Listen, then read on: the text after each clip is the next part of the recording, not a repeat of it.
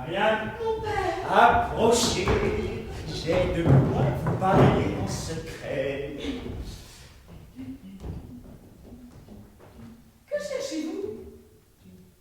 Je vois si quelqu'un des coins là qui pourrait nous entendre, car ce petit endroit est propre pour surprendre.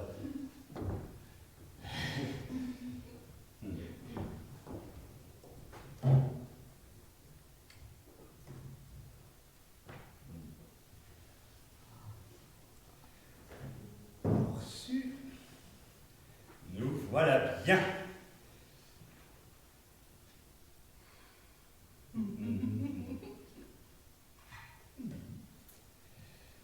J'ai, Marianne, en vous, reconnu de tout temps un esprit assez doux, et de tout temps aussi, vous m'avez été chère. Je suis fort redevable à cet amour de père. C'est fort bien dit, ma fille. Et pour le mériter, vous devez n'avoir soin que de me contenter. C'est où je mets aussi ma gloire la plus haute. Fort bien. Que dites-vous de Tartuffe, notre hôte? Qui? Moi? Vous. Voyez bien que vous répondrez. Hélas, j'en dirai moi tout ce que vous voudrez. C'est parler sagement. Dites-moi donc, ma fille, en toute sa personne, un haut mérite de lui, qu'il touche à votre cœur, et qu'il vous serait dû de le voir par mon choix, devenir votre époux. Qu'est-ce? Plaît-il? Quoi? Me suis-je méprise? Comment? Qui voulez-vous, mon père, que je dise qui me touche le cœur et qu'il me serait doux de voir par votre choix devenir mon époux? Tartuffe. Il n'en est rien, mon père, je vous jure. Pourquoi me ferait-il une telle imposture? Mais je veux que cela soit une vérité, et c'est assez pour vous que je l'ai arrêté. Quoi? Vous voulez, mon père? Oui, je prétends, ma fille, unir par votre email Tartuffe à ma famille. Il sera votre époux. J'ai résolu cela. Et comme sur vos voeux,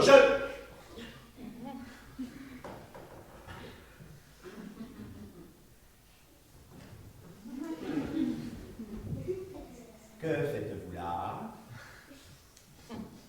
La curiosité qui vous presse bien forte, mamie, à nous venir écouter de la sorte. Vraiment, je ne sais pas si c'est un bruit qui part de quelques conjectures ou d'un coup du hasard, et tout ce mariage, on m'a dit la nouvelle. Et j'ai traité cela de pure bagatelle. Et quoi donc? La chose est très incroyable. À tel point que vous-même, monsieur, je ne vous en crois pas. Je sais bien le moyen de vous le faire croire. Ah oui, oui, vous nous contez une plaisante histoire. Je compte justement ce qu'on verra dans peu. Chanson. Ce que je dis, ma fille, n'est point je. Mais ne croyez pas à monsieur votre père. Il râle. Je vous dis. Non, vous avez beau faire, on ne vous croira point. À la fin, mon courroux. Eh bien, on vous croit donc. Et c'est tant pis pour vous. Quoi? Se peut-il, monsieur, qu'avec l'air d'homme sage et cette large barbe au milieu du visage, vous soyez assez fou pour vouloir. Écoutez, vous avez pris séance certaines privautés qui ne me plaisent point. Je vous le dis, mamie. Parlons sans nous fâcher, monsieur. Je vous supplie.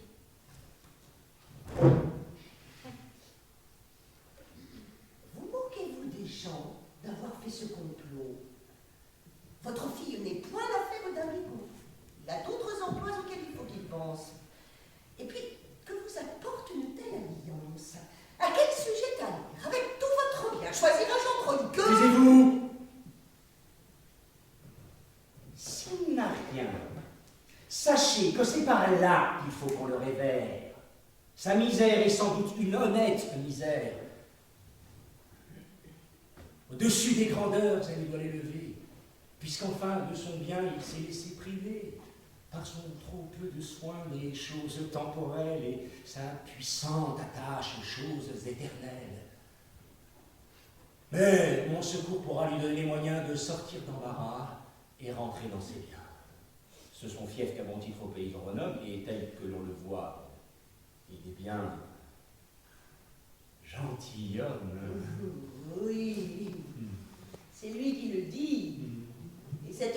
monsieur, ne sciez pas bien avec la piété.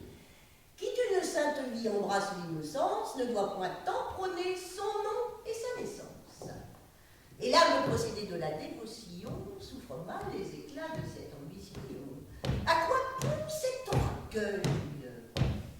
Et ce discours vous blesse, parlons de sa personne et laissons sa noblesse. Ferez-vous possesseur, sans quelque peu d'ennui, d'une fille comme elle, un homme comme lui? Et ne devez-vous pas songer aux bienséances et de cette union prévoir les conséquences? Sachez que d'une fille, on risque la vertu lorsque dans son hymen son goût est combattu, que le dessein d'y vivre en honnête personne dépend des qualités du mari qu'on lui donne, et que ce dont partout on montre doit le front, faut leur fameux souvent ce qu'on voit qu'elles sont. Il est bien difficile, enfin, d'être fidèle à de certains maris faits d'un certain modèle, et qui donne à sa fille un homme qu'elle est responsable au ciel des fautes qu'elle fait. Songez à quel péril votre dessein vous livre. Je vous dis qu'il me faut apprendre d'elle à vivre. Vous en ferez que mieux de suivre mes leçons. Ne nous amusons point, ma fille, à ces chansons. Je sais ce qu'il vous faut. Et je suis votre père. J'avais donné pour vous ma parole à... Valère. Mais, outre qu'à jouer, on dit qu'il est enclin, je le soupçonne encore d'être un peu libertin. Je ne remarque point qu'il hante les églises.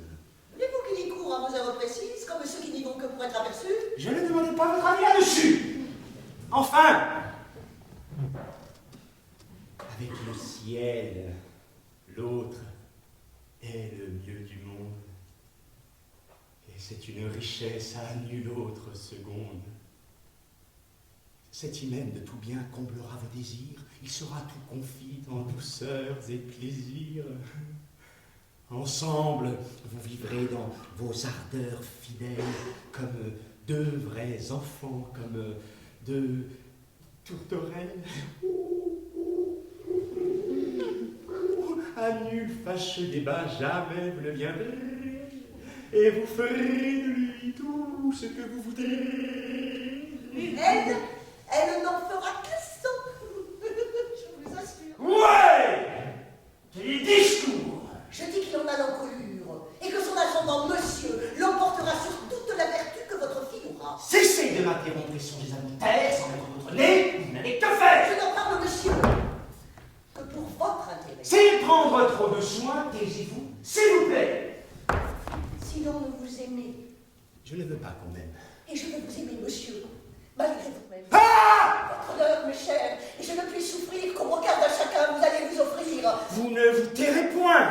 C'est une conscience que de vous laisser faire une telle alliance. Me tairas-tu, serpent, dont les traits effrontés? Ah, vous êtes dévot et vous vous emportez. Oui, ma bille s'échauffe à toutes ces falaises, et tout résolument, je veux que tu te taises!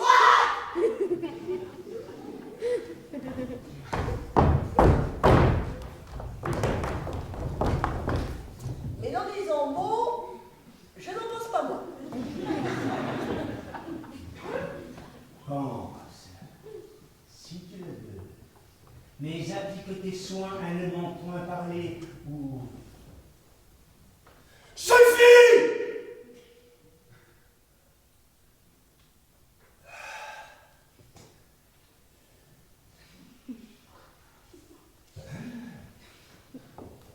Comme sage, j'ai pensé mûrement toutes choses.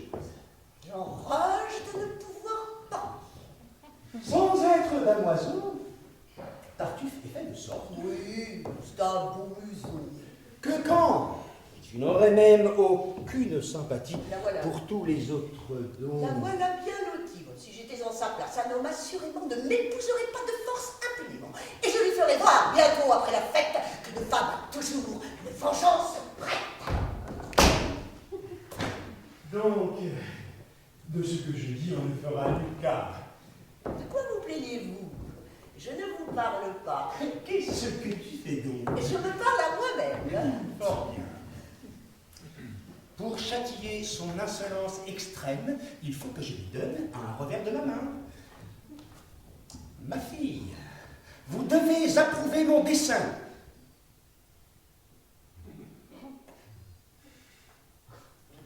Croire que le mari